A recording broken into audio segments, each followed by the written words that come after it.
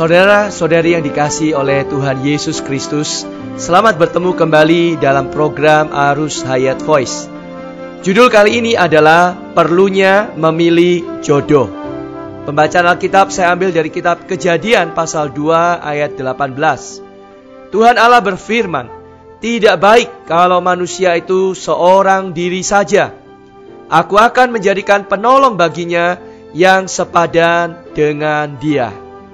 Saudara-saudari yang dikasihi oleh Tuhan, pada waktu Allah menciptakan manusia, di dalam pandangannya, Adam dan Hawa masing-masing merupakan manusia yang hanya separuh. Setelah kedua manusia ini disatukan, barulah menjadi seorang manusia yang sempurna, utuh dan lengkap.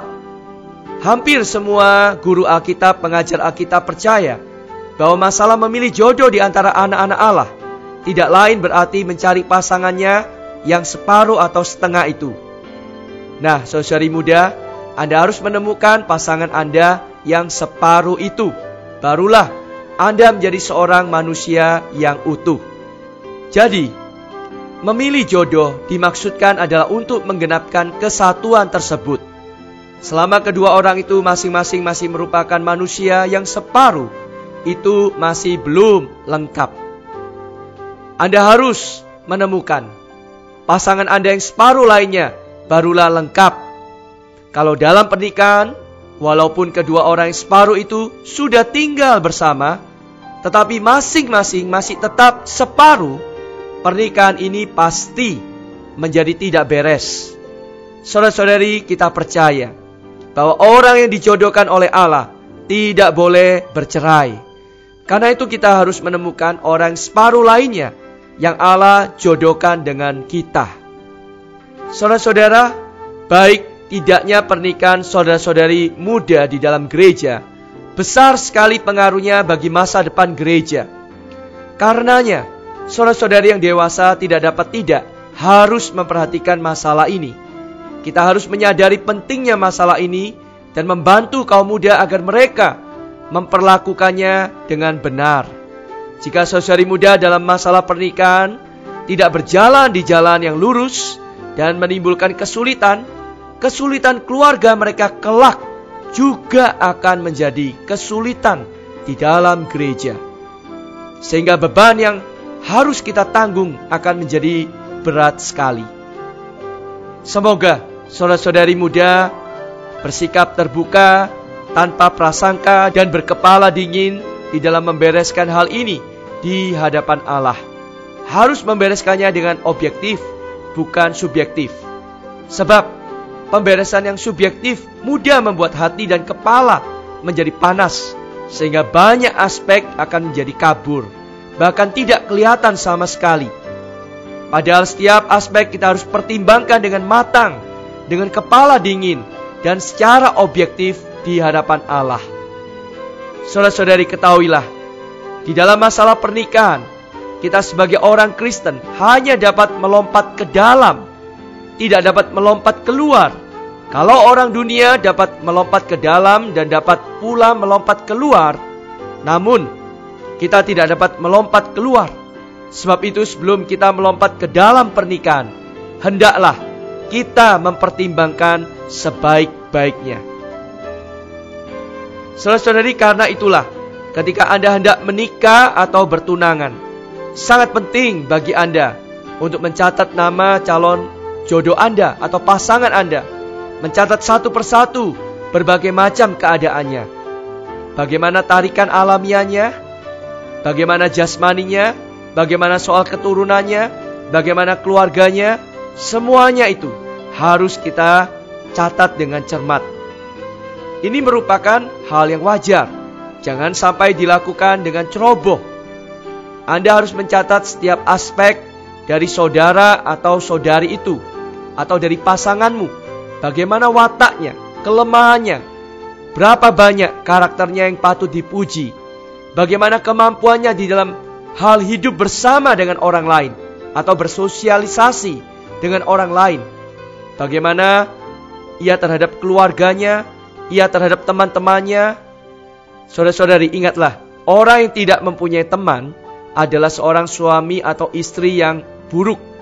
Jika seorang tidak dapat cocok dengan orang lain, saya dapat mengatakan bahwa kemungkinan besar ia pun tidak cocok dengan Anda.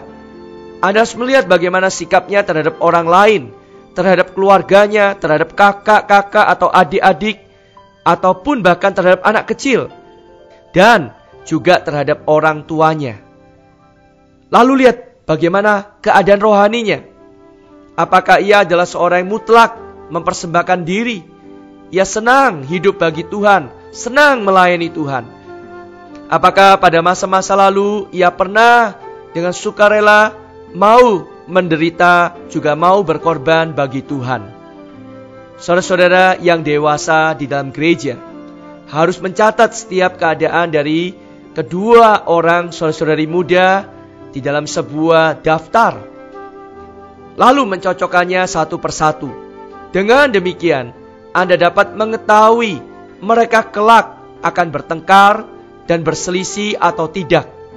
Banyak orang yang setelah timbul kesulitan baru mengetahui, tetapi kita harus meninjau baik-baik sebelumnya.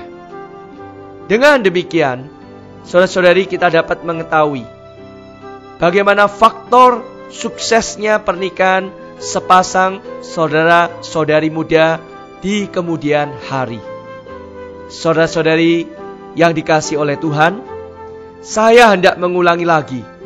Keluarga generasi kedua ini di dalam gereja sangat besar hubungannya dengan gereja generasi yang kedua.